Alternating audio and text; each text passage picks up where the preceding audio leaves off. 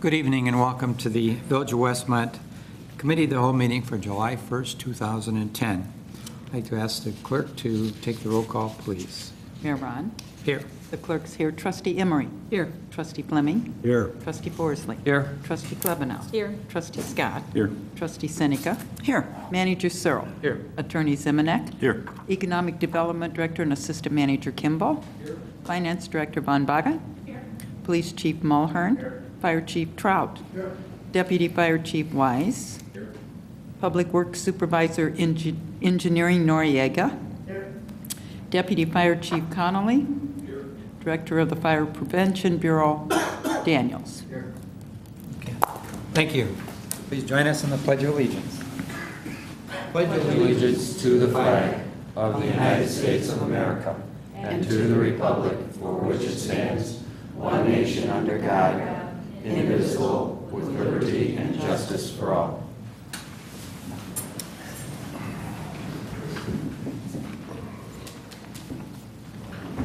First item before us this evening are the minutes of the Committee of the Whole meeting held June 17th and board meeting held June 21st, 2010. Any corrections to be reported? Hearing no comments, moving right along, open forum. We have one request before us this evening under open forum from a Bob Mueller at 44 West 59th Street, Apartment D. Good evening. We've talked about this issue before when the calendar came up, and it's the partisan use of the name of the Village of Westmont. Unfortunately, this week we had another incident where that has been, the name of the village has been abused. Any one of you in this room, on the board, me, watching, you're free to endorse anybody on a personal level. However, use of the name of the Village of Westmont is not to be allowed. That represents 25,000 very diverse people. When we use that in a partisan manner, it is actually misrepresenting what the village stands for. What happened was, on Monday, I happened to be on the bus, and I saw this picture being taken outside the community center. And it was supposedly for this Westmont Auto Group. And I saw a candidate out there. And I wondered, now, what is she doing out there? And then I happened to look at the Trib Local on Wednesday at the web edition. And guess what? The picture is out there, all splashed under the name of Westmont. Okay, we basically have three political parties here in the state of Illinois, three recognized parties, the Republican, the Democrat, and the Green. In this district, District 47, we have three candidates. Okay, I'm running on the Green Party ticket, Jim Spetta is running as a Democrat, and Patty Belk is running as a Republican. We cannot be playing partisan politics with the village name. I have a FOIA to follow up on how this photograph got taken, how the village name got associated with it, why the press release was under the name of the Village of Westmont. Okay, depending on that result, I may file with the Illinois Election Commission and ask at least that they look into this and at least keep this on file as a questionable matter. But we've talked about it before. We are in an election cycle. The village is supposed to be a nonpartisan body. So let's make sure it stays nonpartisan. And basically there is a section on my request that says the village board response. I would like a village board response. Preferably, I would like it made in a PDF format and sent back to everybody on the mailing list that I sent to the board about this incident. That will get to the Democrat candidate, that will get to the Republican candidate, that will get to me, that will get to all concerned parties. Okay, we have to be nonpartisan. We are in an election cycle. Thank you. Thank you. That is the only open forum request that we have before us this evening. Moving right along, reports. I would like to mention that we've got the 4th of July coming up very quickly, and that the Village of Westmont will be providing the fireworks again on the 4th of July. Thanks to the WAG group, the Westmont Auto Group, that was formed by the car dealers here in Westmont. with the assistance and coordination of the Chamber of Commerce as a joint venture for promotion of both the car dealers and to gain additional funding for village activities throughout the year. If it weren't for that group, we may not have had the fireworks this year, and they might have had to have been canceled. So we're very happy that we have the beginnings of that group, and we're looking forward to a successful working relationship with the Chamber and the Westmont Auto Group in the future to benefit all concerned. On the 4th of July, the fireworks will begin at around 9:30, according to Ron Gunter, our Park District Director, but there will be activities going on at Ty Warner Park all afternoon. There will be entertainment, there will be food available. A lot of people come out to picnic in the afternoon. It's going to be a beautiful day, and it's just a wonderful place for family activities on the 4th of July afternoon, and ending with another spectacular fireworks display. So I just wanted to mention that to everyone that might be here, everyone here and everyone that might be watching on television, so that they take advantage of that if they can. Thank you. And next, I would like to ask our two representatives from the Westmont Special Events Committee, Bob Mackert and Dave Gugliato, to come forward to give us some more information on the Taste of Westmont. Good evening, everyone. Well, Taste of Westmont's a week away. Next Thursday, we are opening with our carnival area, our Kids-A-Palooza, $15 wristbands. From about 6 to 10 o'clock. We'll have some music going on, too, by our Irving Street stage, and probably sell some ice cream there, too, as well. And then the Taste opens up then on Friday officially. As far as the rest of the Taste goes, our normal time would be about 4 o'clock. We have about 20 food vendors this year, 32 commercial vendors. We got 16 crafters coming in, so we're full as far as our vendors go. Entertainment-wise, I'll let Dave speak on that. Sure. Since he's here. We have a great lineup this year. Friday night, we're going to have Pleasant Valley Sunday. They're a Monkees tribute band. And our second act would be the Beach Toys. They're an act we brought in from California who perform Beach Boys. And after that is the Paperback Writer, an international Beatles tribute. Between each act, we're going to have something a little different, Gilligan's Survivor Island Trivia Contest.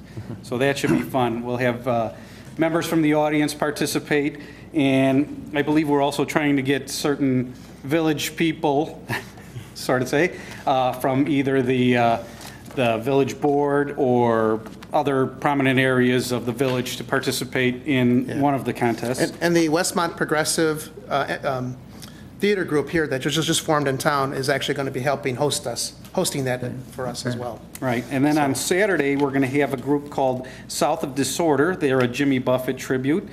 And our feature for Saturday night is the Ides of March, featuring Jim Peterick, so that should be a lot of fun. And on Saturday also, we're going to do another contest. It's an Elvis contest. Elvis Presley, his 75th birthday party contest. So we'll have impersonators, singers, and the like. And then on Sunday, we're going to have our traditional Muddy Waters Blues night, or day and night, starting with our Muddy Waters Open Mic Blues Jam, which is always a lot of fun. We bring in entertainers from all around the Chicago area. And then we'll have a Muddy Waters Chicago Slide Guitar Contest. And then our feature is Little Ed and the Blues Imperials. So it should be a lot of fun. Definitely a lot of fun. And also, we'll be having our annual beanbag tournament, so we invite everyone to come out there. We have 3 tournaments going on for adults and 1 youth tournament on Sunday afternoon. And also, to conclude my portion, we still need volunteers, so we're calling out to the village to get all the volunteers we can. If you're interested in volunteering, call 630-829-WEST at the Westmont Special Events Office. Back to Bob. Oh, thank you. And I'd like to quickly just go through the sponsors that have been sponsoring the event for this year, starting with our nickel sponsors. Big City Rhythm and Blues, Cardinal Fitness, Gene Tires, Park Federal Savings Bank, Suburban Locks, Brick House Grill, Convenient Food Mart, District 201, L&J Autos, United Church, or Methodist Church, excuse me, MK Properties, Monaco Merchandising, Mailbox, et cetera, and more. Our bronze sponsors, Peapod, Amex Energy, Brookfield Zoo, Power Up.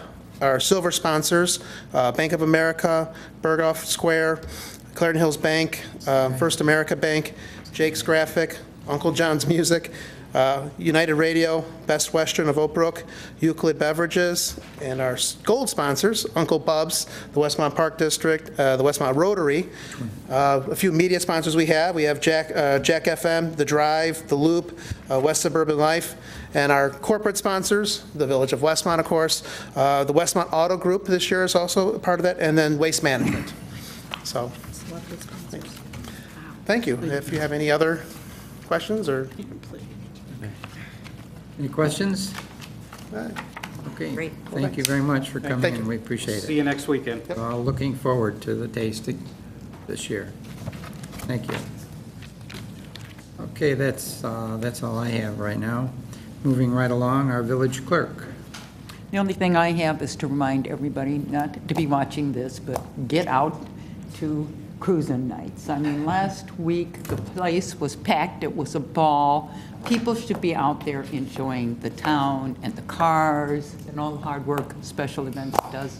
So don't be watching this. Turn it off and get outside. It's beautiful. That's all I have. Are you saying, and if you're here, leave? Yeah, no, whatever. Yeah, we can all go too. Okay, thank you. Our village attorney, John Zemanek. I passed out a permanent easement agreement for 409 South Warwick. This is property where a single-family house is being constructed. Warwick Avenue at this location is a substandard width right-of-way. This is an opportunity for the village to obtain an easement for the necessary width we would need for future improvements, easements, et cetera. The homeowner is voluntarily granting this easement at no cost to the village. Any improvements on the easement property, the village will be responsible for maintaining and ensuring, but the property will remain owned by the homeowner. This is an easier, quicker, less expensive method than eminent domain to accomplish the widening of this street at some future date. So the homeowner has signed this. It's been drafted, and with your permission, would like to place it on the agenda for approval on Monday, or Tuesday, sorry. That's all I have. Thank you. Our village manager, Ron Searle. Thank you, Mr. Mayor. Just would like an executive session to discuss potential litigation after the regular meeting, please. That's it? Actually, I want to add personnel to that, too. Sorry. Okay. Thank you. Trustee items. Trustee Klebanow, welcome back. Thank you. Just want to remind everybody that the next board meeting is Tuesday, not Monday. The 5th, we are all celebrating as the holiday for the 4th. And I just want to wish everybody a happy 4th, and I'm looking forward to hopefully staying in town and seeing everybody at the Taste. Thank you. Okay. Thank you. Trustee Emery. I just want to thank Chief Mulhern for once again throwing a great squad car party. Well done. But you don't have to come up to the podium to acknowledge that. Thank you.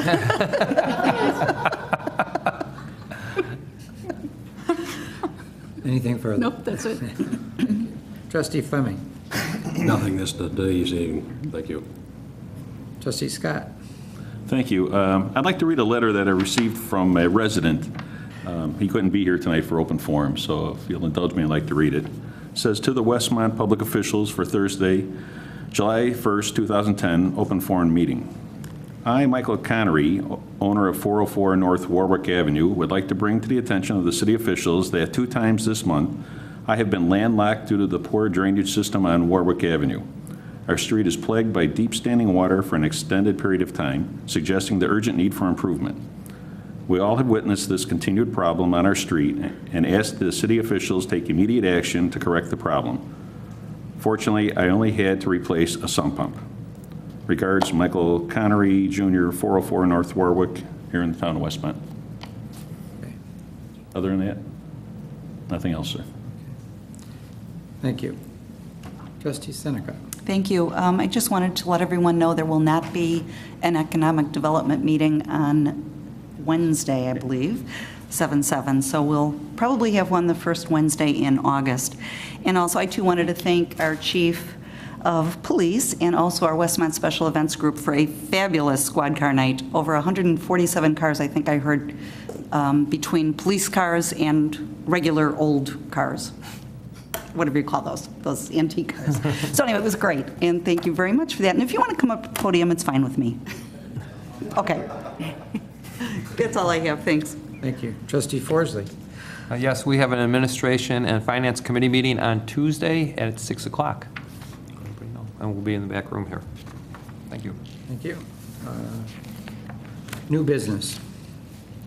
There's a correction on first item, item 2, under new business. It should read Mays Lake Development Office. Or to consider approval of a request from the Mays Lake Development Office to waive the $100 per day temporary liquor license fee for the 16th Annual Mays Lake Village Development Office Golf Outing and the 3rd Annual Millie T-Tac Memorial at Mays Lake Village.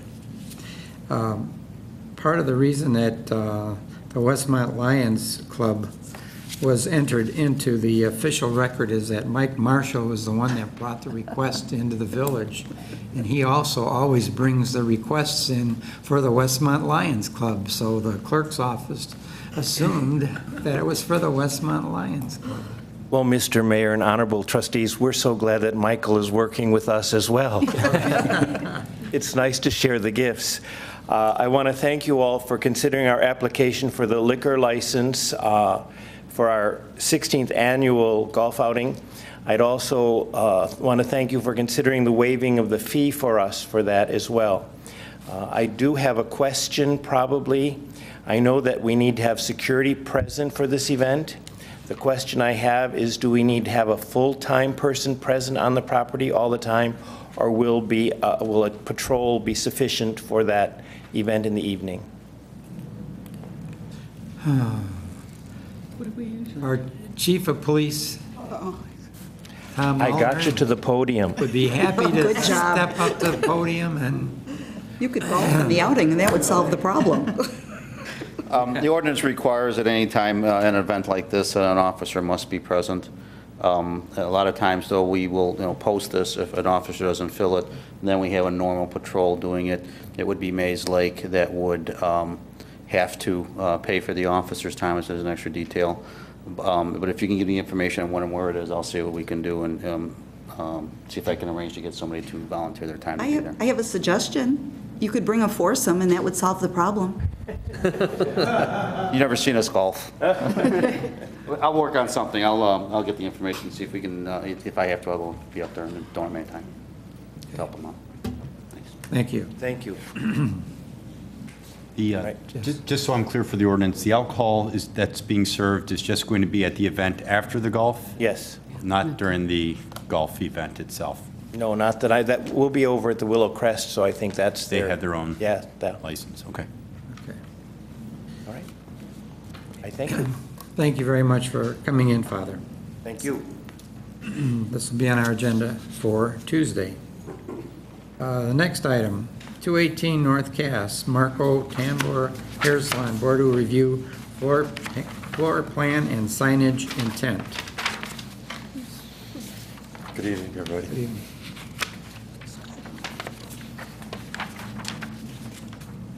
You have, Yes, Your Honor. I believe the village board packets included a floor plan and I believe some photos that Mr. Tanbor provided to staff with regard to his intended signage, which I think is going to be only on the interior glass and not on the building. Is that correct, Mr. Tanbor? And then also a site plan as per the request of the village board prior to issuance of any building permits. And we wanted to bring that to the board's attention for your consideration here this evening. you don't have an overhead that you could project for those? Here's something, take a look at it.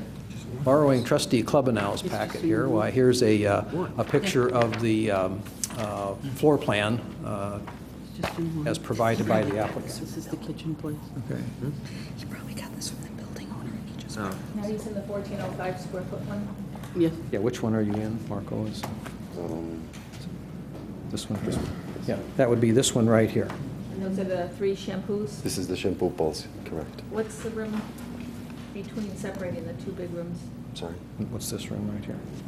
This is just a wall, just like it, because the room is just too big. What's this? Is it a closet or? This is the whole room. I'm just But what's probably, this part right here with has a door on it? What is that? I'm just putting a wall, and I'm opening this room right here. There's the whole wall on this side. I'm just gonna open this one. I'm just gonna put a half a wall. Okay. In this.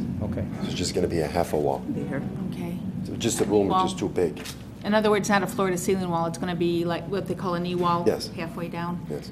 Okay, so it's not a closet or anything? No, I can use it like a closet or just a storage room or something, just to put like the shampoo balls or. Okay, but you just said you're not going to have it. No. This is my whole. This is the whole room that I'm using the shampoo balls in. But because it's too big, I'm building a half a wall Okay, in the middle of it. okay. That's all I'm doing.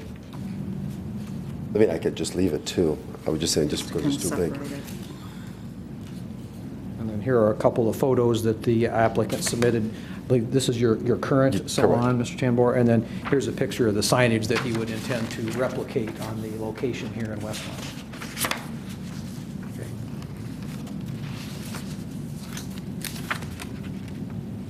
And as per the instruction of the village board, staff is holding the building permits until the village board would grant their approval. We didn't know whether you'd be comfortable doing that this evening and allowing us to issue the permits on tomorrow or Monday, or whether you'd prefer for an official vote on Monday evening. We'll respect the board's wishes in either How's case. it look, Fred, for electrical and plumbing with this plan? They will have to submit both plumbing and electrical permit applications, and we will have it looked at. Okay. Yeah, I'm fine with the signage. I think it's attractive. I think it'll be fine.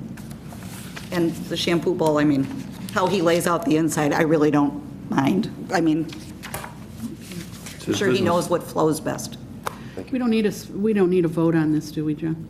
The ordinance says it's going to come to the board. What you can do, I know the tenant's anxious to get started. You can verbally give your okay for staff to issue the permit, and then we can vote to approve the floor plan and signage on Tuesday. That's good. Just by Okay. motion. So can we do like a straw vote tonight? Thank you. Yeah. I'm okay with it. Aye. Aye. Everybody's okay? As long as staff is okay with it, I'll go with it. Okay. Thank you. Lee, you okay with it? Yeah. So we're all okay with it? Yep. Thank you very much. Thank you. Okay. Go forth very and good. share. Yeah, sure. Thank you. Next item, 233 West 63rd T-Mobile. Board to consider a zoning code variance request to permit more than 3 antennas on a structure. Yes, we have an existing cell tower there now. We have 9 antennas on that tower now. It was annexed into the village, which is why there's 9 now, and you don't have an ordinance granting the ability to go over 3 as your ordinance. So we want to increase and add an antenna to the existing tower.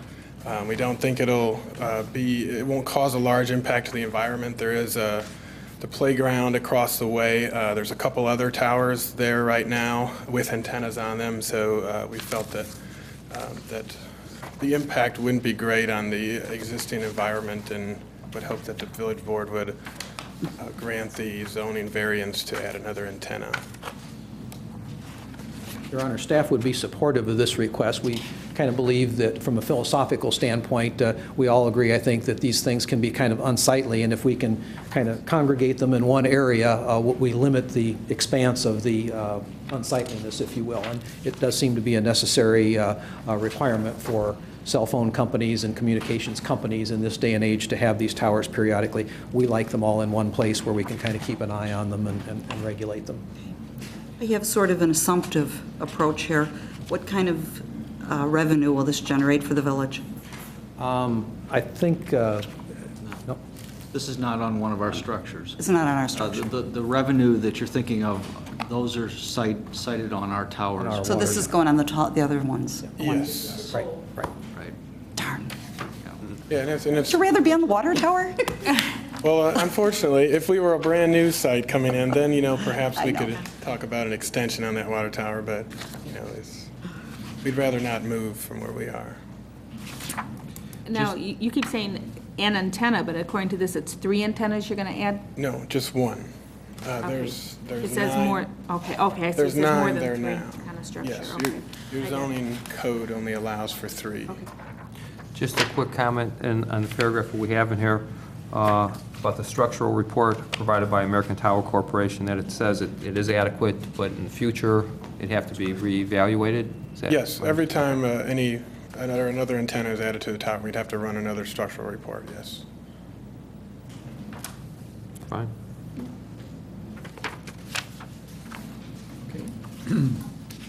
Any more comments, concerns?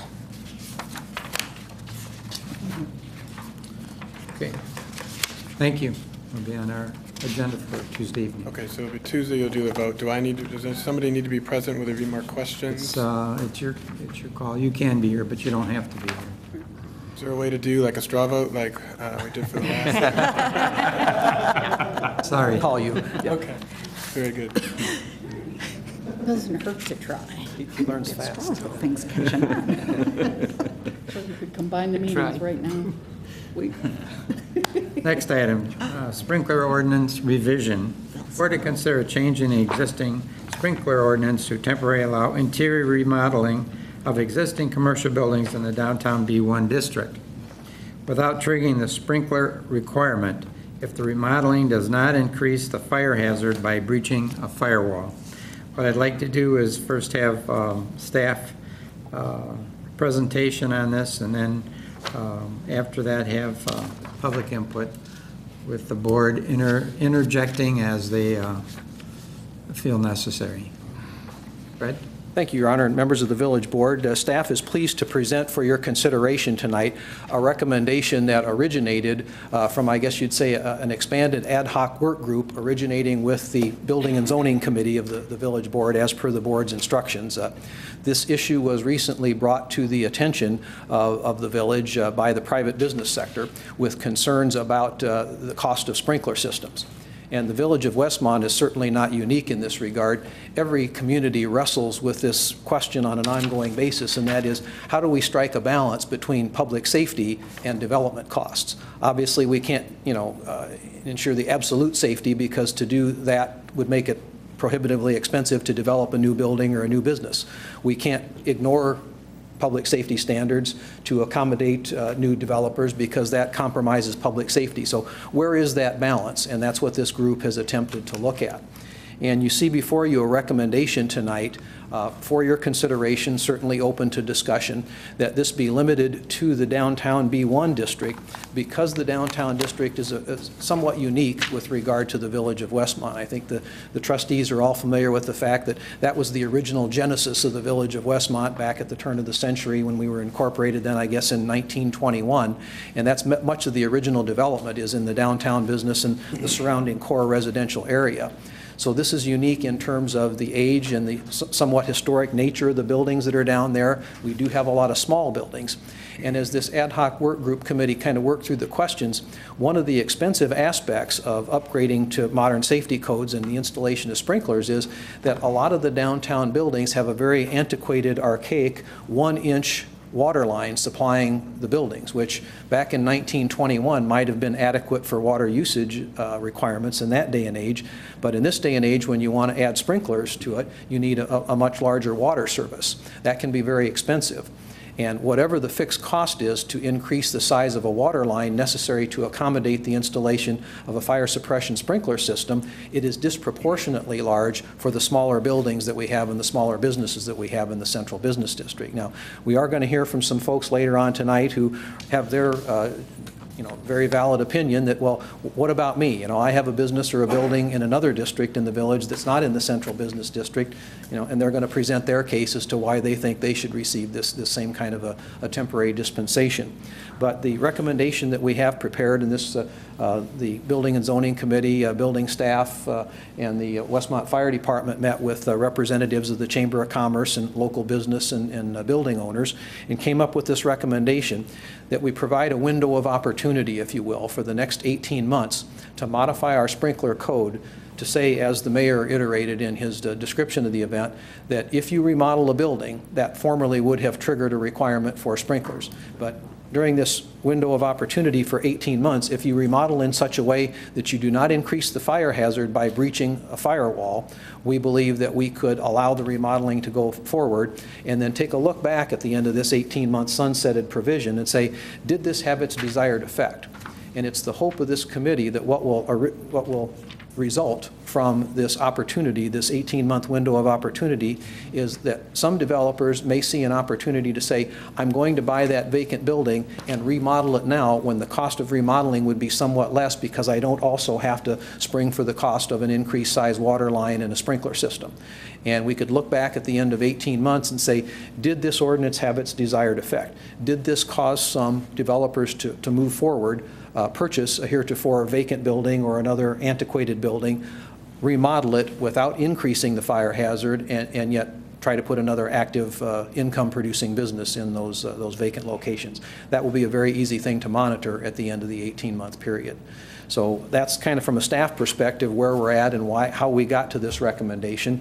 And, Your Honor, we're happy to answer any questions. I don't know if Chief Trout and Deputy Chief Conley would like to make any comments as a part of the staff presentation here this evening.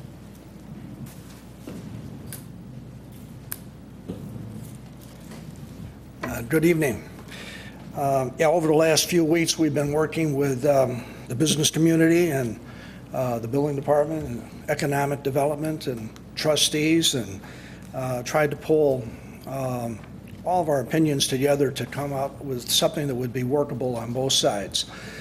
And it was a difficult task, but I think something that is we're working on and will continue to work on until we finally come up with some type of resolution on this. And part of the problem we see too is the fact that we on the fire department, we understand the fact that if a building is allowed to go empty and possibly in disrepair, that then creates a fire problem. That's a hazard. So we don't want that to happen. We want a thriving business community. We want people to fill their stores, and we want something good for the village of Westmont. While at the same time, we're trying to balance that with fire protection. And how do we go about to do that? While we're sensitive to the economic concerns of our building owners, we have a strong responsibility to ensure public safety, including business owners, tenants, visitors, and our firefighters who would be risking their lives fighting fire in these buildings. We understand that the cost for a small building, for example, 2,500 square feet, to add a sprinkler system combined with the connection costs are disproportionately higher, and feel that whatever exceptions are made should be limited in scope. During this proposed waiver period for the downtown business district, the square footage requirement for sprinklers should not be waived for buildings over 5,000 square feet. During the time of our discussions, we were talking about 2,500 square feet. This I've been carrying around with me for the last few weeks as we go over this and looking at the buildings. And that's why I pulled staff together this afternoon and got their input on this. And the fire department will support whatever decision is made by the board, but it is our duty to inform you and to protect the health and safety of our business community, our residents, and our firefighters. This is our recommendation to you. We want to support and work with everyone on this and move forward with it tonight. We'll be happy to answer questions. Our Bureau Director, Doug Daniels, is with us tonight, along with Deputy Chief Weiss and Deputy Chief Conley. And we'll be able to answer questions as we work through this. Thank you. Sounds good. Any comments from board members before we open it up for public discussion? We got something in the mail that talks about sprinkling buildings. It was a while back, and that's the way it's going. I mean, that's the direction we need to go, is to have them sprinkle. I mean, that's it.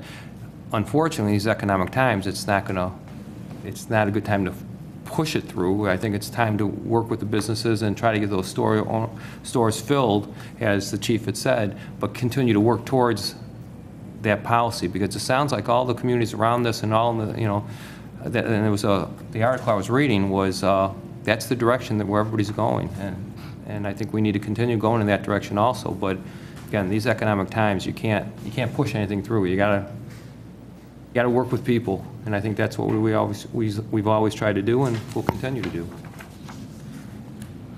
Can anyone on the staff give us the information that Trustee Forsley is referring to in terms of what other communities surrounding us are doing or have done? Was that sprinkler newsletter that we get? Right. Is that what We it get was? that. We get that newsletter, Chief. Yes. Hey, thank you. Okay, that's what it was. Yeah, we all got it, and we were like, wow. Yeah. Talks about it's the Illinois Sprinkler Advisory Committee, I believe. And what they do is they talk about buildings that were saved by sprinklers and what communities have enacted what ordinances to increase sprinkler ordinances. And what it doesn't tell you is any communities that have gone the other way, but that's the gist. But it is a quarterly newsletter, I'm not sure. My question is our surrounding towns, Downers Grove, Darien, Hinsdale, Clarendon Hills, Woodridge, can you tell us what they have done? I continually talk to the fire marshals in those towns. They have stuck by their standards. A lot of them are at 2,500 square feet. Towns like Oak Brook is 0. If you build a building, it's 0. They all have a variety of requirements to sprinkle a building. Some of it's the square footage that you remodel. Some of it's the cost of the building as to the cost of remodeling. It's very confusing, and it's hard to mix apples and apples together. Okay. I think people are going in that direction. It's not, at least that's, of course, there's no now doubt. that you said it, that was a biased, obviously, Right. Article, but I think that's the direction for safety we need to continue to look at. But everybody's trying to fit it. You can't. There's not one way to fit it in any community. Like you said, it's different communities are trying different things to very work with hard. the businesses, so it's a win-win for everybody. Seeing as the country is going towards residential sprinklers, you can't go towards residential sprinklers and then leave the downtown areas unprotected. So there are different requirements, and there are a lot of different options. Okay. Thank you. What is this one directed at? Is this directed at building owners, this ordinance? Well, I think as we put our work group together, trustee, there was a kind of an epiphany by many of us on that group to maybe focus more on the triggers for sprinkler requirements. One of those is square footage. One of those is type of occupancy. Another one would be remodeling. And it was felt that our fire department has interpreted changes in occupancy quite liberally within the code. So, for example, if you go from an office occupancy to a retail occupancy, they really don't interpret that as an increase in hazard. However, there would be certain unusual circumstances. If you go, for example, from an office occupancy, say, to a hardware store occupancy where you're going to be storing paint thinners and flammable liquids, that would probably have a tendency to increase the hazard and would trigger the sprinkler requirement. But for any restaurants or places of assembly, if you would change to that type of an occupancy, that would trigger the requirement. But the big rub seemed to be, well, I've got a building here that's an office building, and I want to remodel it for an office building. But pretty much whenever you touch that and start to remodel it and maybe move this window or move that door, then that triggers the need for sprinkler requirements. And we said, if we stop back and think about that for a second, does that really increase the hazard? And I think the answer is no, so long as you don't breach an existing firewall. So we started right away focusing on that as a trigger and saying, if we could give some relief to building owners to say, we'll let you remodel that building without triggering the need for sprinklers if you don't breach firewalls or otherwise increase the degree of hazard, the village really hasn't lost anything, and yet we may have spurred economic development with regard to that particular building and maybe making it available for a new business. Thank you. My question is, so it is directed at the building owner, even if the tenant is remodeling? So that you don't get in a situation where if you have a tenant that's remodeling and you have the owner pointing his finger at the tenant and vice versa saying, hey, the village is coming down on us. You decided to remodel the building I own, you're responsible. Whereas, you know, wait a minute, the ordinance is intended to be directed at building owners. Now, I don't know how you're going to resolve that. My personal feeling is a sprinkler system is a fixture. If the tenant moves out, the sprinkler stays. If it's a pizza oven, the pizza oven comes out, despite whatever they did to put that baby in there, okay? But a sprinkler system stays. It's just like an HVAC system. So my personal thought is that if somebody is going to get cited or going to be brought to their attention, they have now implemented a need to sprinkle, it is the business owner. He can always negotiate with the tenant and say, hey, you know, you're going to spend $150,000 to remodel, and so because you like my building, because you want to do all this stuff, you should bear the cost of this, and that's certainly always negotiable. But we need to know who it is we're talking to when it's implemented. Well, I think the question of responsibility, ultimately, it would be the building owner. But in any type of private negotiation for occupancy with the lease agreement, I think directly or indirectly, the occupant is probably going to pay for it because the building owner is going to rationalize, if I have to pay to put that sprinkler system in, I'm going to factor that into the cost of the rent. If the tenant is going to agree to do that as part of their build-out lease agreement, then maybe the rent that I charge them as the building owner can be lower. So right, and that's no concern of ours, how they duke it out. My concern is, does the ordinance read it is a requirement of the building owner, the property owner? It's the case with all codes and ordinances like this. It falls to the owner of the building. That's who's ultimately responsible. And then if the owner wants to point the finger at the tenant, again, that's a private matter, but we're going to enforce any codes against the owner. Okay, because that's what I want to know, because remember we had some tenant types come in and say, you know, I don't want my landlord saying, hey, you decide to remodel, you're responsible. Right. And I think, Trustee, the reason we get kind of sucked in, if you will, to that type of a situation is that this usually happens upon a change of occupancy when a new tenant's coming in, which might trigger, you know, with either remodeling or the change in occupancy, the requirement for the sprinklers. So then the discussion becomes, okay, who's going to pay for that, the tenant or the landlord? And, you know, the landlord can say, well, either the tenant pays for it or I won't extend the lease to you. And again, that's a private matter, but I agree with the village attorney. Ultimately, it is the responsibility of the building owner to be compliant in this regard. I'm not really good with square footage. Dr. Cole was here. His building, including the frontage where the cleaners is and the former printer, the whole building, I take it, is over 2,500 square feet. I believe it's about 5,300 square feet and change, if I remember Okay, so correctly. his request to be, you know, part of the please don't harm us requiring sprinklers, he's way above. Yes, and well, I think the ordinance that you have before you here this evening does not have a square footage limitation. The fire department's kind of presenting a minority opinion, if you will, from that ad hoc work group. So the recommendation that is before you is irrespective of square footage. So that says you can remodel a downtown building for the next 18 months as long as you don't breach a firewall, regardless of the square footage. What about any building over 2,500 square feet that has a change in use? And that's where we're saying this H1 under this particular sprinkler ordinance would carve out an exception in the downtown central business district regardless of square footage. Just for remodeling? Just for remodeling. So if there's a change of use, then the sprinkler system requirement will be triggered. Okay, because that's what I'm reading, and that's, you know, And again, change in use under the fire department's current interpretation to a more hazardous use. So in other words, to change from an office use to a restaurant or a place of assemblage over 50 people, but office to retail, retail to office, we have not interpreted that as an increase in the hazard of use and therefore has not triggered the requirement. Okay, That essentially correct? Can we Chief? change that line to change in hazard of use? Because it just says change of use, which there's no longer a copier and printer in there. You know, somebody puts a toy store in there, it's a change in use. Whatever the board is comfortable with to clarify that. But again, we don't want to impose a sprinkler requirement on the change of occupancy from an office to a retail or Right. retail to office. Because a lot of times people read our codes before they ever set foot to talk to you. If somebody read that, they'd go, no way. Good It's point. any change of use, which is, you know, from A to B.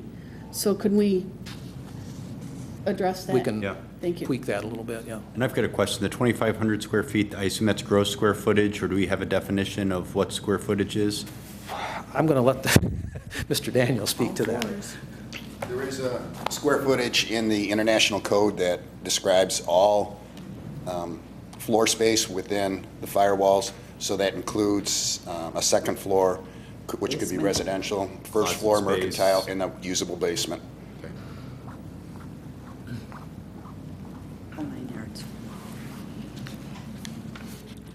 Any other questions?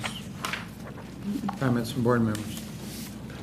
The only other comment that was made, we have one requirement here, which I think everyone needs to be made aware of. We have a requirement, I think it's 2013, it's coming up, that all buildings will require smoke and heat sensors, which we are not backing off of that in any way, shape, or form.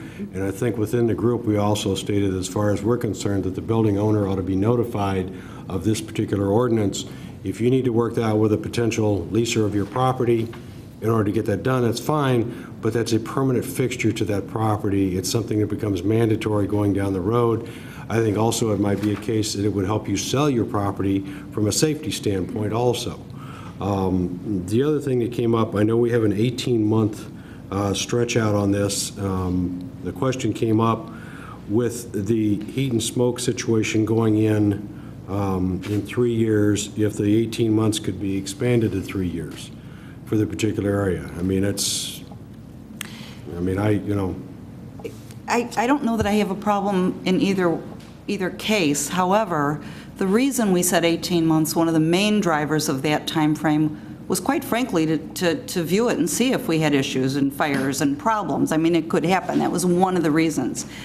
Even if we put it out to 5 years, we can change an ordinance whenever we want, can't we? I mean, so, you know, another board could come in here and say, 5 years, that's crazy, we're doing it in 12 months. So I think it's verbiage. I don't know how much water that really holds, no pun intended. Well, if there's no sprinklers, there's no water. So. That's what I meant.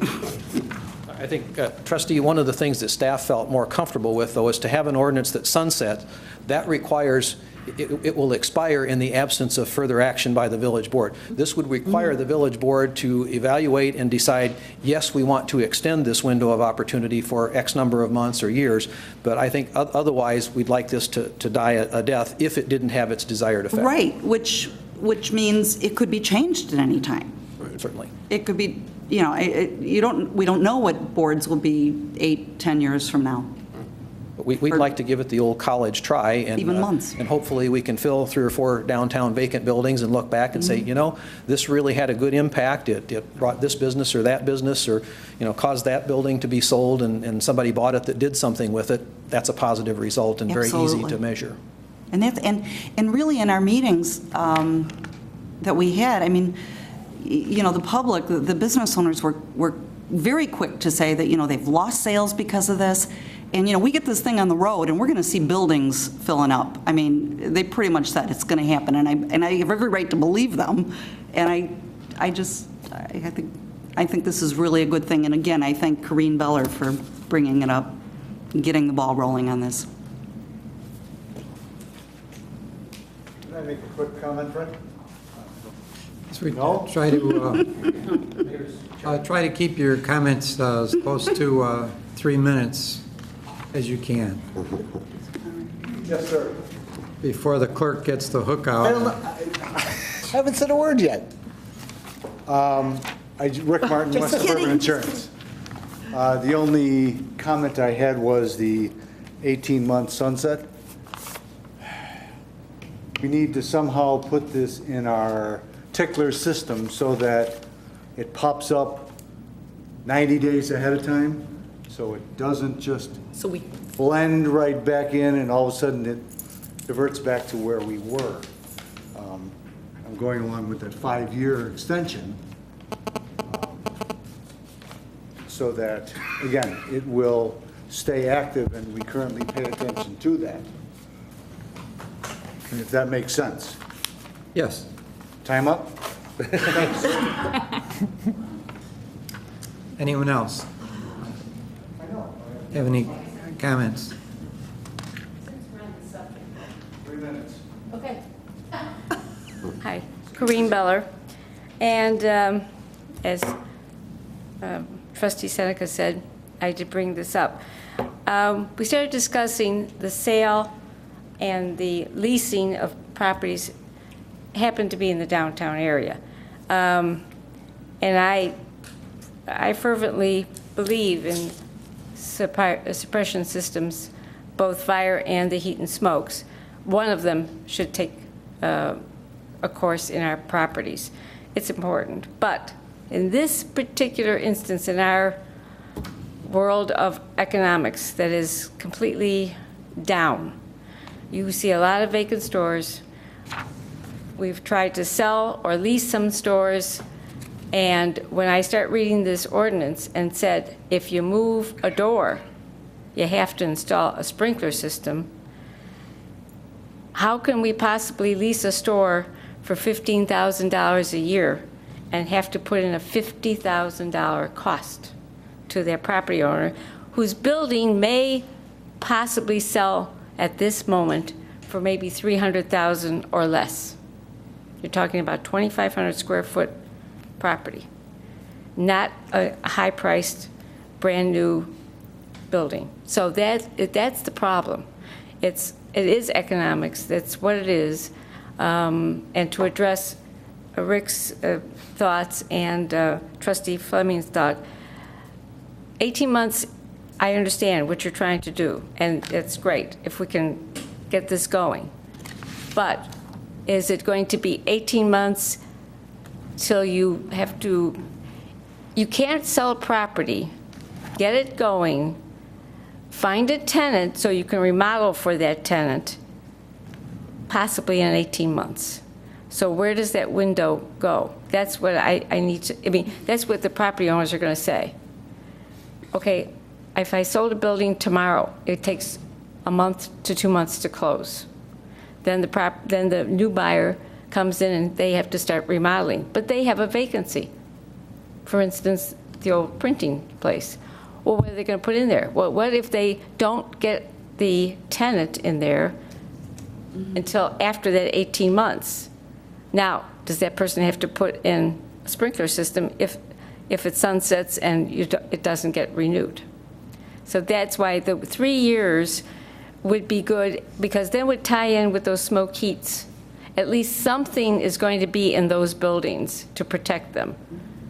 Whether it's a sprinkler system, if that's the way it's going to be, or if somebody decides to make a restaurant out of something, then it'll be a sprinkler system, there's no doubt.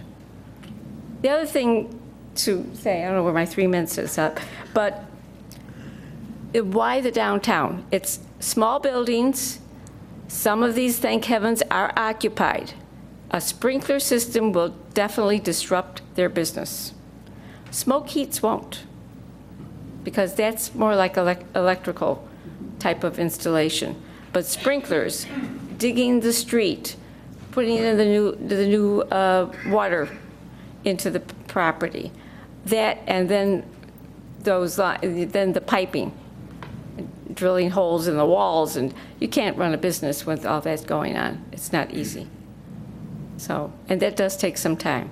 So those are a few of the issues, but I would request a 3-year to coincide with the 2013 that is required for the smoke heats, because then that property owner will know. And I do have a question of Fire Marshal Daniels. Is it either or for the sprinkler system? So in other words, if they have to put a sprinkler system within that 3 years, or the smoke heats? No, a fire alarm system would still be required with the sprinkler because the fire alarm system initiates the call if a sprinkler head goes off. Right. So they'd still have a fire alarm, but they wouldn't put in the detection devices. So Okay. they'd save money putting in detection devices. Okay. Well, that answers that's a perfect answer, because yes, they have to have an alarm, whatever, but they don't have to have the cost of the sprinklers. They'll have the cost of the smoke heats, but it'll all be coincided by that 2013. So that was my question. Thank you. Thank you. That's good. Anyone else?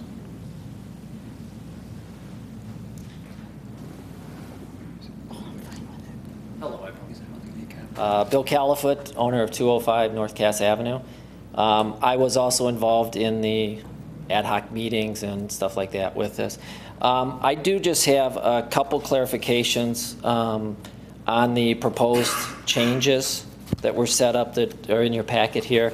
Most of them were addressed already. The one that Trustee Emery had in terms of the change of use, I really do think that that needs to be clarified in here, and I'm coming from more on the public side when I have somebody coming in looking at buildings to purchase. Right off the bat, they think if they're changing from whatever it was to whatever, even if it's the same category, retail or whatever. So, you know, I think we really do need to clarify that a little more, I think, which was a great point. The other point I had was on, the other question that I've gotten before is on paragraph B in there. The way that states of any restaurant or assembly occupancy over 50 person. Question is, does that read any restaurant or assembly occupancy over 50 person, or is it any restaurant or occupancy over 50 person? Because I've had people come in and read that and say any restaurant. Oh, if I put a restaurant in, I've got to put sprinkler system no matter what size the restaurant is. So I think in the way that it's worded here, I think we need to clarify that if we're talking, if somebody comes in and puts a 49-seat restaurant, is that going to trigger, or is the intention of the board to have that trigger a sprinkler system or not? So I think that kind of needs to be clarified there also. That's all right. We had talked to the attorney on this too. The intent was, when the ordinance was written, was a place of assembly, and the restaurant was a description of a place of assembly, so that was just put in. And this would not, the intent was not to retrofit existing restaurants or restaurants that sold and remained restaurants, hence the great change to the Brickyard that did not trigger sprinklers, even though they're well over 50 in that occupancy. So this is just a new, that was the intent, and I think we had agreed that we could probably clear up the language in that. I think you were talking with Attorney Perez on that issue. So that I'm clear, are you saying any restaurant over 50? No, we're saying any assembly use. Restaurant should be taken out of the equation. Should be assemblage of 50 people or more. Okay. So somebody could come in and take a retail space now and change it to a restaurant, which would be a change in use. So that would trigger a sprinkler system anyway. But then if that restaurant is under 50 people, does that not change that then? I think If it's a more hazardous use because of grease fires. Listing for restaurants versus regular stuff. Okay. That's the other reason why, and I think the other thing you're going to run into is your health department's going to have something to say with that also. Sure. Once they On step sprinkler into with the grills and that kind of stuff. But I think our codes and regulations are stated in our stuff that a restaurant use versus a regular, what you call retail use, there is a differential in the code to specify what's required in a restaurant situation versus what's required in a retail situation. Okay. And plus, again, like I say, the health department's going to come in and tell you that there's certain things that you're going to have to do for your hoods and things like that. So, right. Okay. And those sometimes are not only locally, but those are sometimes state mandated too, depending on what it is. So. Okay. But I just think for, like, Emery said earlier, in terms of somebody comes in and looks at the ordinance before buying a property or before they're looking at what they're doing, you know, if the intention was, then the word should reflect the intention, I think. So just some clarification. Yeah, I would like to see that clarified. I had a question on it too that I talked to Fred about. Yeah, we talked about it in the meeting one time too. Exactly. Is it all restaurants or is it 50 seats or, you know? And if it's so already a place of assemblage, Right. unless, it doesn't trigger it unless they do this remodeling. So it's very confusing, but. Right. And we all know that none of this triggers existing businesses that are operating. If they don't do anything, they can operate the way they're operating. The only thing they have to do, which we were all in agreement to, is the smoke and heat detectors tied into the system, Westmont system, by that timeline, which I think, you know, at least we've got that safety in those buildings then, and you've got the response time to them also. The last thing then, because I know I'm chatting and getting out of my 3 minutes here, is is on taking it away from the whole paragraph H. I still think that we need to, or you should consider really looking at that and what are the triggers for outside of the downtown business district that's going to trigger a sprinkler system. I mean, if you have somebody that's moving into an office space outside of downtown and they want to convert 2 offices into one where they're taking a dividing wall down between them, that is going to, according to the codes here, or this ordinance, that's going to trigger sprinkler system for that. So I think, you know, if there's some way, and I'm not sure what the best way is, you know, it's been kicked around, percentage of price or this or that, or, you know, but somehow I just think this is so restrictive that any little thing that's done is triggering something. So you're kind of deterring any existing business, even outside of downtown, to even do some upgrades to their existing business or minor changes. So that's all I had. Oh, and I agree that I think it should all be triggered on the October of 2013. It just gives us, we all have that in mind as business owners, that we have to get our suppression in anyway, or for our smoke heats. And I think it's just something that's on the mind, and we don't have to, you know, be thinking of another timeline that we have to hit also. Thank you for the 4 minutes.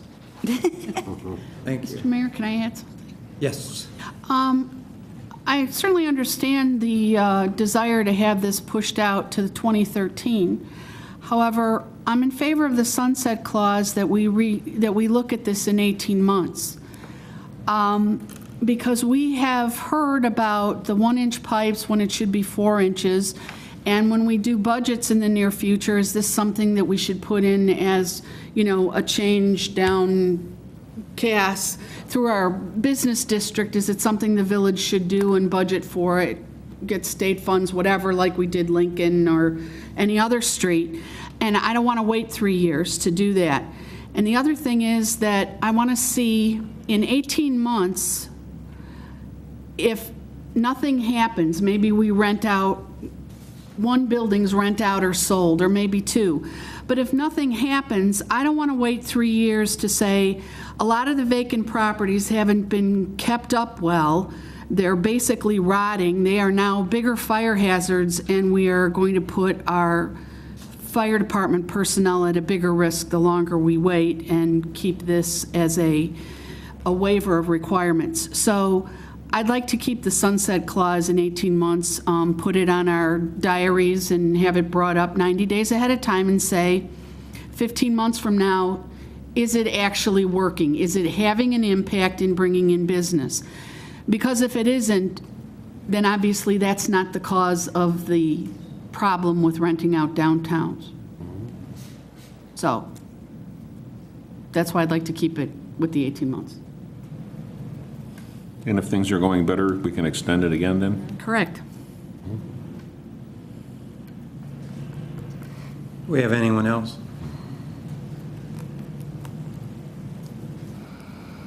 Good evening. Larry Forsberg, Westmont Chamber. First and foremost, I'd like to say thank you to the village board for taking this issue and opening up the discussion to the business community and to all interested parties. The Chamber feels it's very important to have these type of discussions, fact-based discussions on topics like this. You can see by the tone of the questions that we have tonight on the board and from the audience, there's a lot of questions about interpretation, how things should be read, and how they should be acted upon. So the opportunity for us to get together and have these discussions to move forward, to strengthen the economic development and by the vitality of our community is very important. So thank you for that. You heard the key points that we raised tonight. I would want to also point out the one recommendation for the 36-month time period to coincide with the heat and smoke detectors is primarily driven by economic factors and economic concerns. In talking with several realtors and looking at the commercial side of business, nobody's anticipating any type of rapid improvement over the next 12 to 24 months. So we're a little concerned that the 18-month time frame might not be enough for us. So the 36-month, or the October 2013, time frame where everything coincides is what we came up with as what we thought would be a viable option. And obviously the village board can act at any time if there's an apparent issue or concern. That's always there as an option, but we thought as a sunset clause coinciding with the heat and smoke detectors would be good timing. But again, thank you for the opportunity to bring this group together. It acted quickly, promptly on these topics and concerns, and we appreciate the opportunity to have this public forum. Thank you. Thank you. Thank you. Anyone else?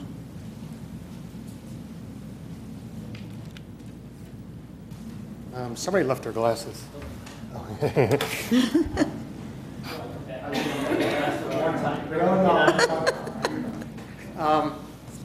Thank you. My name is Tim Thanasaurus. I'm actually a commercial real estate broker. The reason I'm standing before you is that I actually represent a tenant who wants to come into town right now, Pappy's Restaurant Group. They are looking to buy a existing business in town, Arby's on Ogden Avenue. And we've negotiated a deal with the people from Lunan Corporation who own the building. And this was brought to our attention just recently as we went into the village and basically wanted to introduce ourselves to Westmont, that Pappy's is a family-oriented fast food restaurant, serves ice cream, serves chicken, sandwiches, hamburgers, hot dogs, very similar to a Portillo's, but on a smaller scale. I guess what I'd like you to understand is that instead of just narrowing it to the focus of a downtown area, we're in the same dilemma as the downtown businesses are. We've got a small building. It's the same commercial use. It's a restaurant, going to be a restaurant, and it's only a 2,700 square foot store. And the idea of having to put, we've done the numbers. We've had an engineering company go out and tell us how much it would cost in this particular building to put a sprinkler system in. The fire alarm was never an issue with us. We're going to put the fire alarm in anyway. We just didn't know we'd have to put the sprinkler system in. There is an ANSEL system in the building, so the kitchen already has a suppression system for any fires that would happen there. But because of the size of the water main, it added to the dilemma of cost to have to bring water underneath Ogden Avenue because the existing service is not big enough, just as Fred had talked about, some of the downtown businesses don't have. In this particular case, they use a system that's on a different residential system outside of the village on that building. So what I'd just like you to consider, if you could, is to extend it to more than just the downtown area, because we are representing the group that cannot come into the village because of this problem.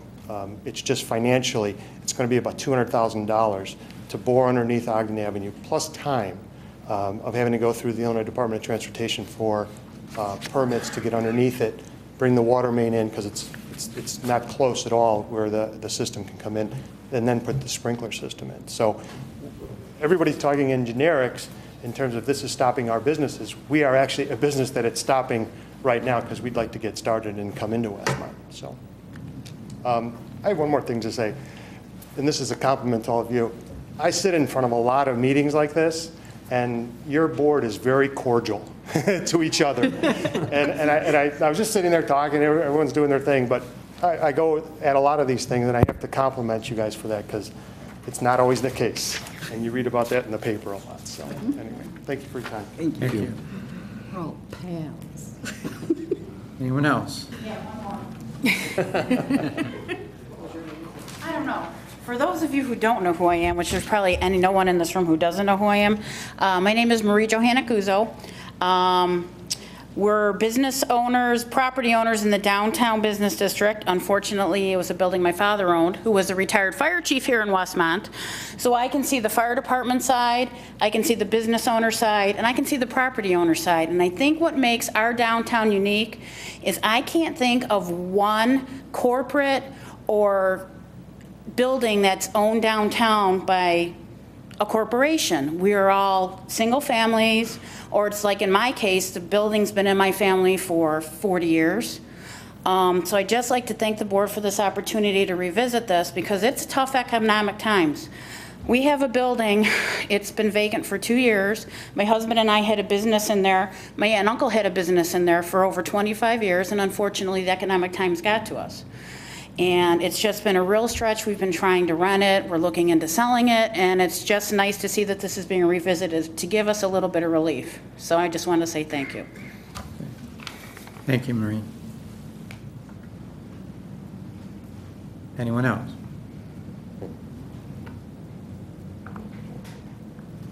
Fred, do you have any comments regarding the request from the commercial development on Ogden? Yeah, Mr. Thanasaurus and his client have probably selected the single most expensive property to redevelop in the entire village of Westmont, Your Honor. There are some unique challenges there. As he mentioned, that business, I guess, became a restaurant before it was annexed to the village of Westmont, and strangely is connected to the private Liberty Park well system to the north there. So if they wanted to do something, I don't know if that system has the capacity to provide the necessary flow rate and water pressure. I don't know.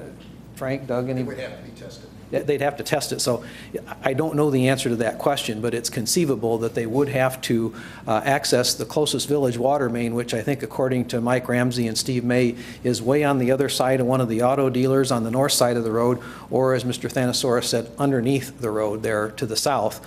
And you just hope and pray you don't hit something else in the way of a gas line, a telecommunications line, or whatever else is under there. And there are a considerable number of utilities that you'd have to be very careful about when you did try to find our water main on the south side of Ogden Avenue. In addition to that, the cost of the sprinkler system itself, the cost of expanding the size of the water system is also a question. Tim, what were some of the other things we talked about? If you want to add on to the building, they talked about maybe a cooler in the back of the building. Replacing the existing. Of course, we require full masonry structures, when you do that. So it has to be encased in a full masonry structure if you want to put the standalone cooler there. So for a lot of reasons, we've got a good, honest businessman here who's successful in another community who wants to go in this particular site, and it's just fraught with development obstacles that are unique to this particular parcel of land. Don't know quite any other single piece of property where we run into this many hurdles all in the same place. It's difficult. Well, I can't see expanding what we want to do with the downtown business area just in general and saying, open season. Is there a way that we can do it quickly with variances and you don't have to go through a long, drawn-out process that, it becomes apparent very readily and very quickly that variance is in order, but it's not going to be something that would be universal? It would be a waiver from this code provision, not a zoning code variance per se, but a waiver, just like you do exterior masonry waivers. The concern, of course, is that this sets some sort of precedent that other businesses would try and latch onto. I think Fred just painted a compelling case that this is a unique property, and if that is written into the ordinances and stated publicly, and the next applicant who comes in and requests that, staff vigorously suggests they would not have success, if that's the opinion of the board, then yeah, that's a way to quickly handle it. No public hearings required. It would go straight to the village board. Good. I mean, this is a case that this particular piece of property, I think, is so unique in its situation of where it's located and how it was put there to begin with, that even if it went through the regular channels and went to building and zoning, they would probably find in the findings of fact, due to the uniqueness and hardship upon the owner, that they would give their okay for it. I mean, I can't speak for what they would say, but based on the way this property is set and what they would have to do to get the water flow to this property, I mean, honestly, if I was looking at a piece of property and I was faced with that, I'd say, see you later, I'll go find someplace else. But I mean, I don't know. I mean, I think it's something that could be argued in the fact of the uniqueness of the property itself, based on the way it sits. I was just concerned that we don't have to deal with the time and expense that putting somebody through to jump through the hoops of P&Z. If we can do it quickly, let's do it. It's an option, certainly. I will so inform the interested parties. If we can do it, we'll do it. If I just may add, because we're overlooking one thing here, the existing Arby's has an occupancy of under 50, even though they have seating for more because they use those little kid seats. So he could move into the existing occupancy, but he had intended, whether it was initially or down the road, to enlarge the building, which would put him over the 50, which would put him in the assembly, and it would put him in the remodeling mode. So that's why we had told him that sprinklers would be required at that point. Well, I think the applicant, can factor that into their design. George, what was your intended seating occupancy? I don't recall the. Around 70. Okay. No. So that would still be an issue then if you were going to expand the seating capacity. Start saving now, so when you expand, then you can do what you need to do.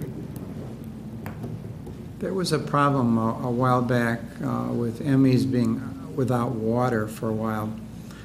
I thought they were someone ran a connection underneath Ogden Avenue for water. Do you know anything Electricity. about that? Were they without water? No, they were. There are locations where we have crossed Ogden Avenue. Grant was one, but that's 300 feet away from them, and that's a long ways. And then there's one farther to the west. Nothing by the bowling alley, close by the bowling alley? It runs along the bowling alley. That's the side that the water main is on. But he's on the north side, so he'd have to. Right, so there is nothing under Ogden that has recently? No, not near him. We do have mains that do go into Liberty Park, but. Water from Warwick. On your outside, on your seating, does that also include the outside? So if they decided to stay with their interior, maybe they could add extra seating, like outside seating, would that count? Outside seating doesn't count. So they could at least add on some outside seating and take care of at least half the year, maybe. He has a very unique restaurant, and I think he has some very good ideas. And we applaud what he wants to bring in, believe me.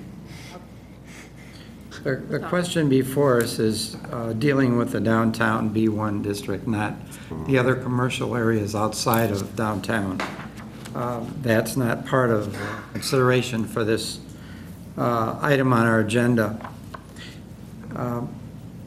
I'm not sure whether the rest of the board feels the way that you do about extending or not extending and having the 18-month deadline in there. I would kind of like to reach a point where we could move forward with this, but that seems to be Well, one. can we separate that vote out on the sunset clause? Well, unless a consensus can be reached now. Or, I mean, wouldn't this be in a situation where we could make it 36 months, but there's no reason why we couldn't review it in 18 months? And if something really jumps out in 18 months, to your examples, maybe it's time to reel it in. Well, that's another way to phrase it, is that it shall be reviewed within 18 months rather than sunset. But leave this, I think staff's concern perhaps was that this gets overlooked and all of a sudden we're 5 years down the road and kind of forgot to implement this. Yeah, which was your point. Can I make a suggestion? If you're going to make the change for a year, can't you hear me? A year in time, or 5 years, then make it an annual review that this comes up on your diary. You look at it, check and make sure. Instead of 18, you make it 12. Or make it every 18. I think minimally it would have to be at least 18, given the, with trying to sell properties and things. But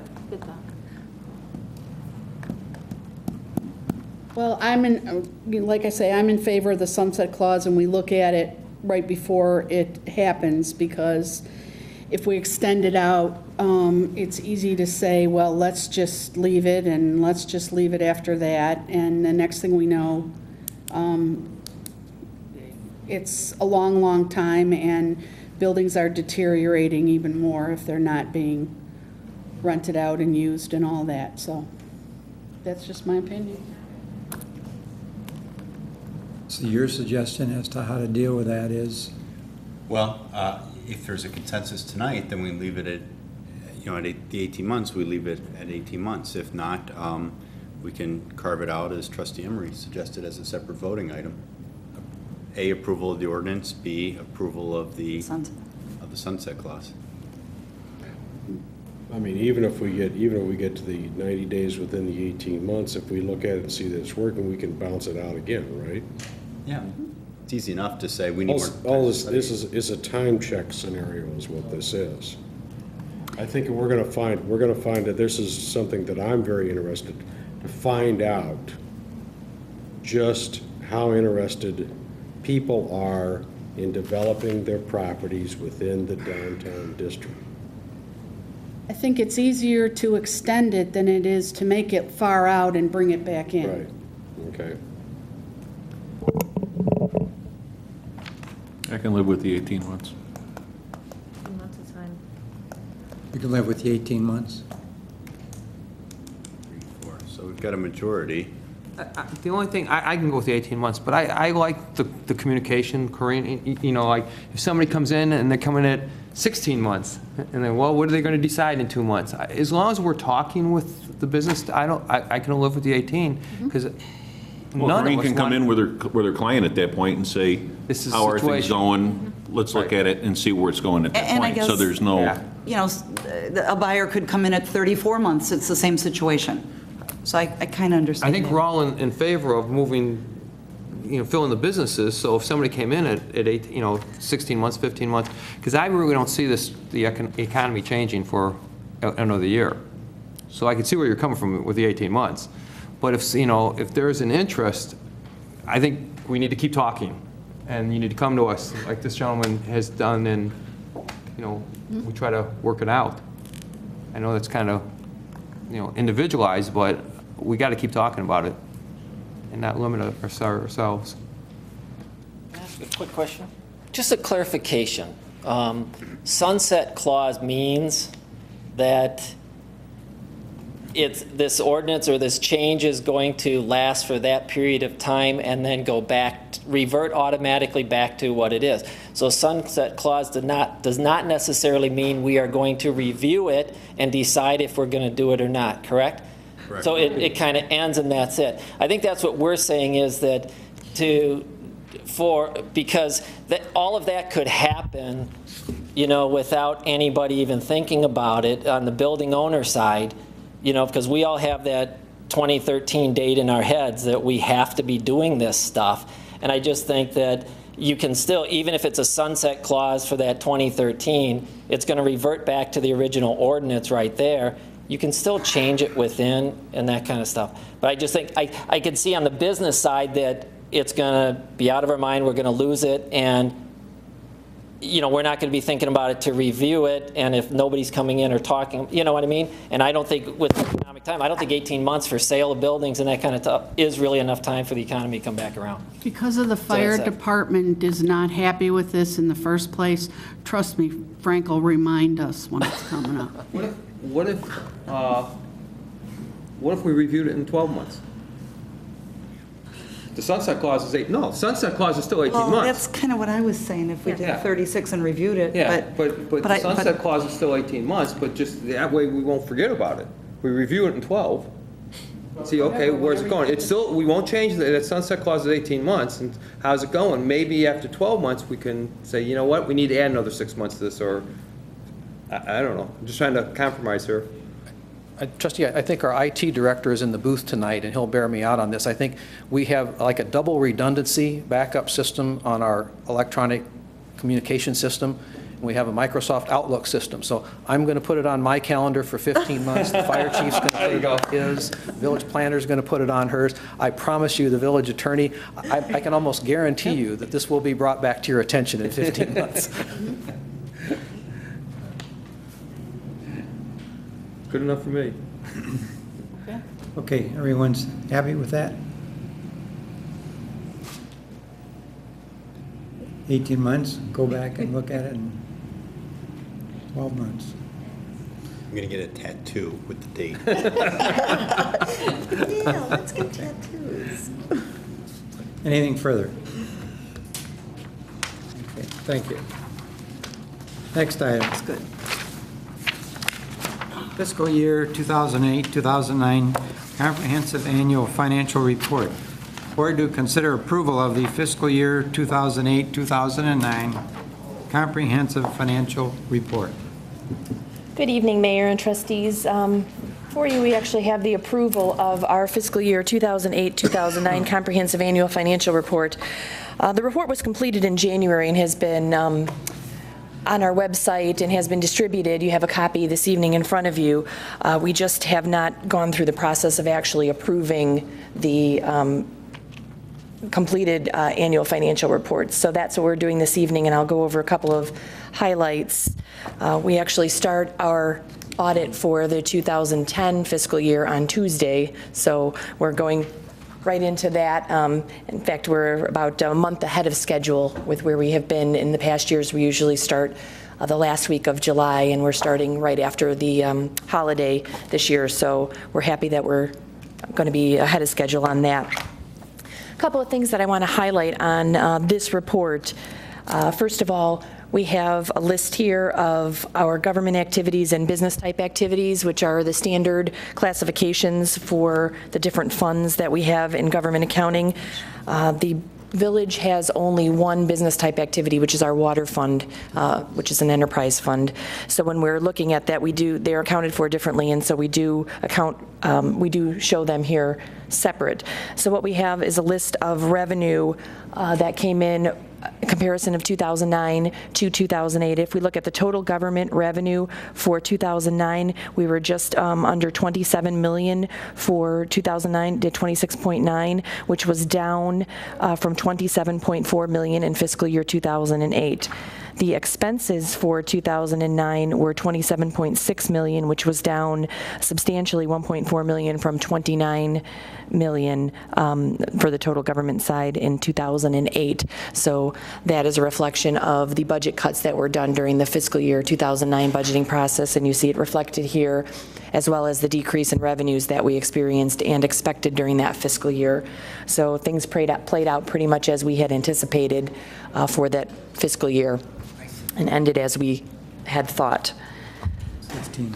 In terms of our revenue, what we have, how we categorize those, as soon as we get some clarity here. I should be able to see okay.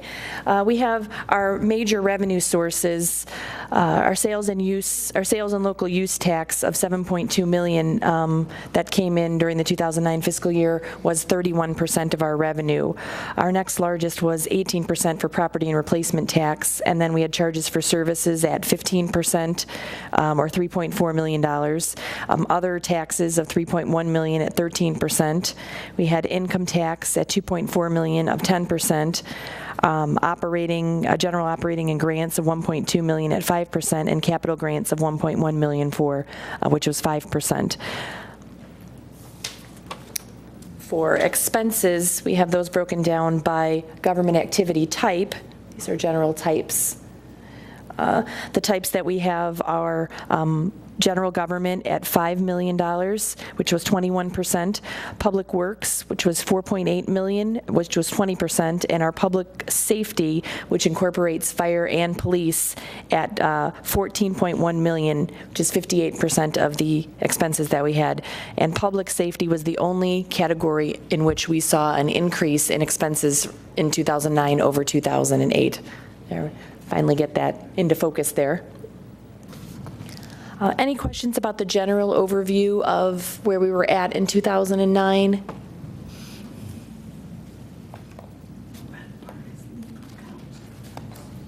Any other questions about anything related to the audit?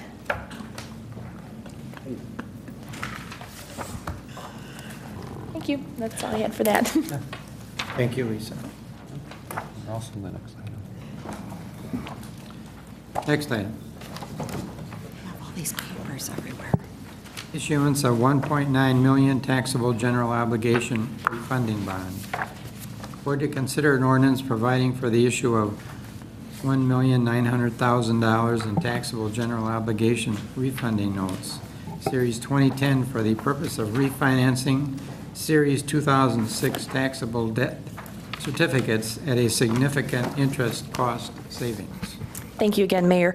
I'm going to do a little introduction about where we are at with our debt and what we're planning to do, and then I'm going to hand over the podium to Linda Chalia, who is here from First Trust, who's been working with our bond counsel and with our attorney, Attorney Zemanek, on getting the documents together to go out for this issuance.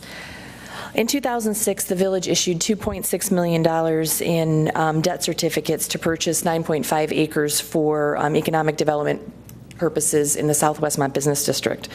The interest rate for the certificate was just over 7%, which for taxable debt, we were not tax exempt qualified because we were looking to resell the property, so for economic development. So we did a 10-year term commencing August 14th at 7%.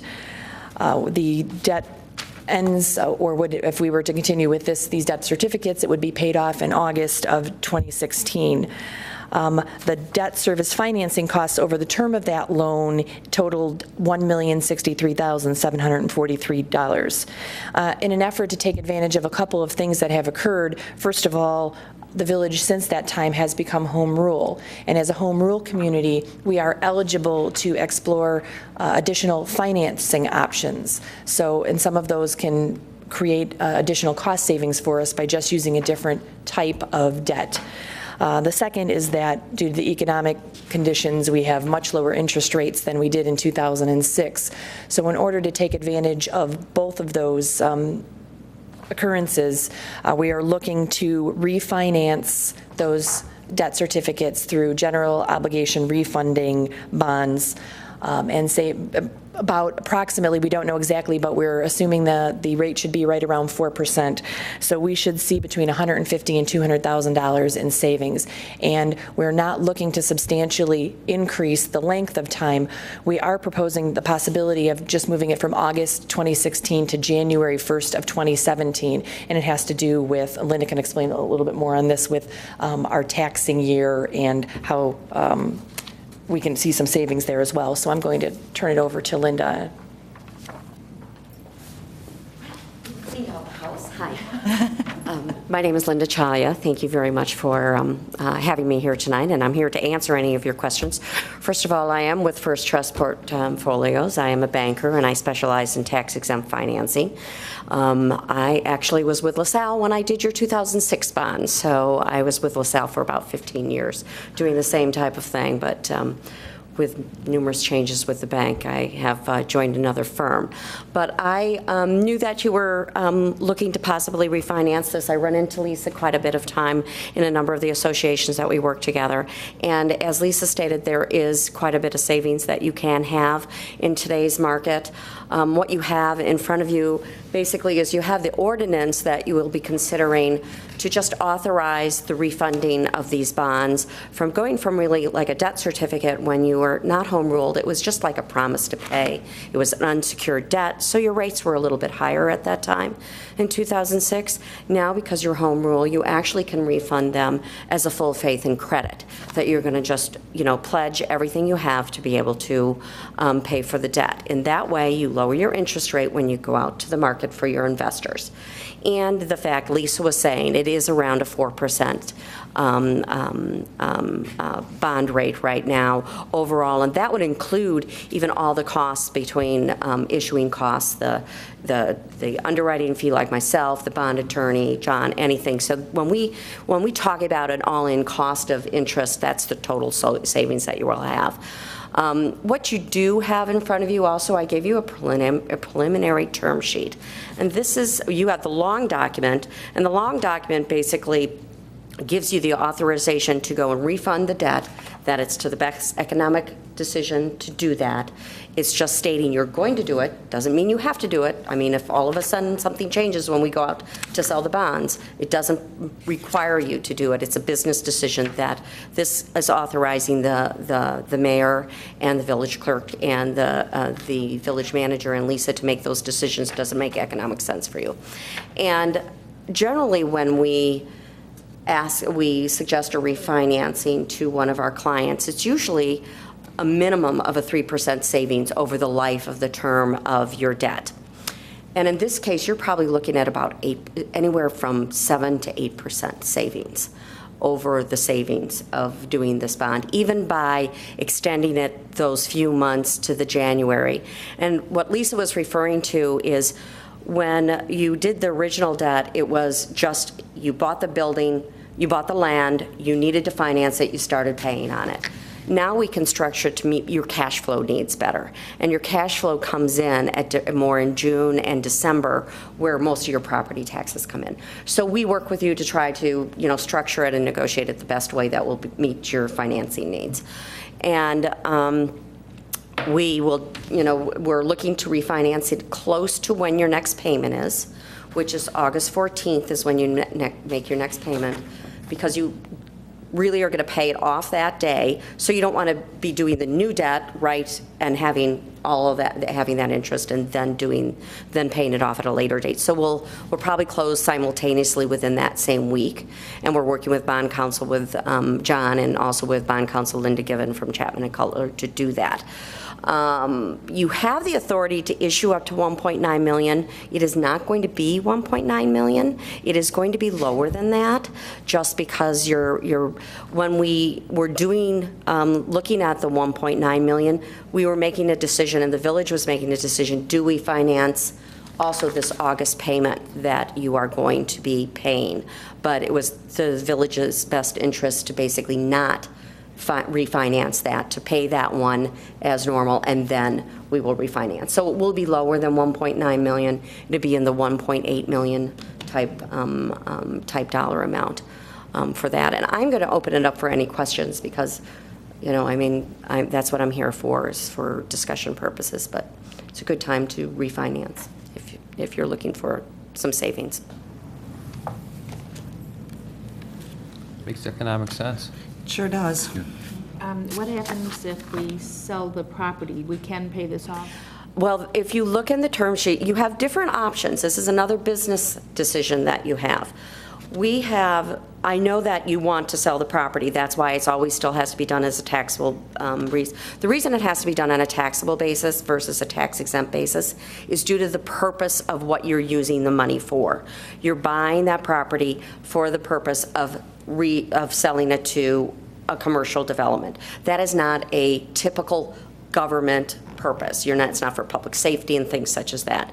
So because of that, it's more like a business type activity. That's why it's a taxable debt instead of a tax exempt, which you would do if you were doing a village hall or something like that. So to answer your question, you do have the ability to prepay it. It depends on how much savings you want to have also.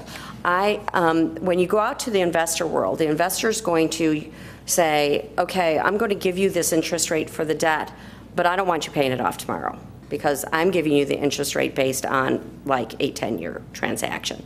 So we've given the village two options, and we will look at it when it comes time to selling the bonds. We actually talk to the investors to get you an idea of where the rates are, and we'll discuss it with Ron and with Lisa to say this is what it's looking like. You can go out and say, I want to refinance it at any time. At par, I could finance it tomorrow. Your rates are going to be higher. The investor's going to bump up your rates a little bit. You will not have as much savings. The other option is to say you tier your debt down. The first year, I'm not going to pay it off. I'm going to refinance it. I'm not going to pay it off in the first year. I have the ability to start paying it in January 2nd, 2012. But if I pay it off at that period or longer, I have to pay a 2% premium on what the balance is.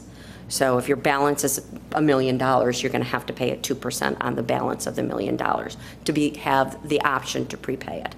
And then the next year it goes down to only 1%, 101. And after 2000, it's in the term sheet, after like 2014, then you could pay it off at par with no premium. You'll get a better interest rate. So it's really, you know, a business decision. The risk you're taking, if you sell it tomorrow, are you going to close? I mean, you know what kind of activity you're having in the village. So you do have, but we are giving you the option to prepay it. You are not having no option to prepay it. Depending on how much savings you want, you could go with 100%, or you can go with the tiered down effect. And it's about a 50 basis point spread is what we're seeing in the market right now. Dollar-wise, that savings from maybe $160,000 down to $120,000 or something over the life of the loan. But those are the numbers we'd bring to you when we go out to start talking to the investors, because we would, if you pass the ordinance on next week on Tuesday, then what we do is we start working and start talking to the investors, but we wouldn't actually get the firm rate of your, probably get the firm rate of your interest rates until, I would say, maybe the last week in June or the first week in July. Because then we lock it in, because you're not going to close for another 2 weeks. Then you get all the documents done and things like that. But we'd be looking at what we would be doing is looking at as going to the market and pricing and locking in the rates the end of June. That's usually how it works in the bond world. July. Thank you. July. Okay, we're in July today. Thank you. So Because basically, we close in there August. is a penalty for closing before. There's a premium, if you want to, yes, I would call it, if you want to call it, it's a prepayment penalty is what it's really considered. But it's called a premium to make it sound nice, but it's a prepayment penalty. It's a penalty. It's a penalty if you want the lower interest rates. But again, we'll do both. When we talk to our investors who would be buying it, we'd ask them, okay, what's the price if we're going to allow them to prepay at any time? Type thing. Or they might say, well, we don't want you to prepay the first year. You can't pay tomorrow if I'm going to go through all this, maybe for 1 year, and then any time after that. So it would be something like that. It's a negotiable kind of item that you talk to the investment world to find out how that's going to work. What's the taxable part then? The taxable, you're getting tax rates. It's a taxable rate of 4% approximately all in. The way that you sell, when you did it with LaSalle, you just got a 7% coupon for the entire, similar like you would do a personal mortgage. The way that we're going to be selling your notes is we're going to sell every year separately. So every year they're going to give us a different interest rate, meaning if you see the grid on the first page of your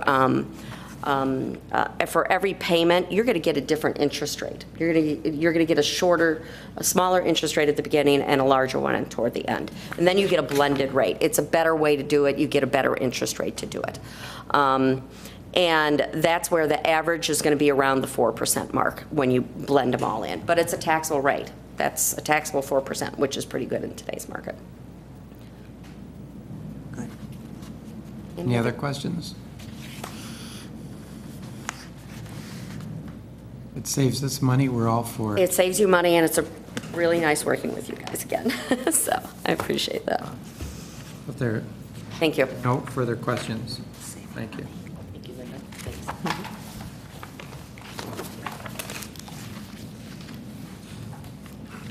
Finance ordinance number 5. Waive the reading. Request to waive the reading. Purchase order. Questions on purchase order? On the last item, Air One equipment, FEMA's 90% share reimbursement. So we're paying a grant that we had in the budget that we did not know until recently that we secured the grant. Okay. We do have the 10% share in the budget. Love it. So this is for the SCBA self-contained breathing. So we're paying the full amount and then being reimbursed? This is How does that work? Sure. Or is this the whole? Chief, do you know? Or Dave? Dave would know. Is this reimbursable, or do they pay part of it directly? Actually, as we get the equipment in and receive all of it and get a final statement from Air One, I will then submit that to FEMA, and within 3 weeks, they will reimburse that full amount right into our account. So we have anywhere from 45 to 60 days to pay the bill. Most of the time, the money comes in, we'll be able to pay right out of that account. So in we had budgeted $30,000 because we put in for $300,000. They lowered the amount of air packs that they awarded us, but the increased amount of mass that we asked for. So our 10% share, even though we put $30,000 into the budget, is only going to be $21,000 some dollars. So it's like $8,000 less. But we're still going to accomplish what our goal is. Okay. Very, very good. Like that. Any other questions? Nice grant writing there, Dave. Again. Okay, unless there are any further questions, I would entertain a motion to go into executive session So moved. regarding potential litigation and personnel. Second, Scott. Roll call. Trustee Emery? Yes. Trustee Forsley? Yes. Trustee Scott? Yes. Trustee Fleming? Yes. Trustee Klebanow? Yes. Trustee Seneca? Yes.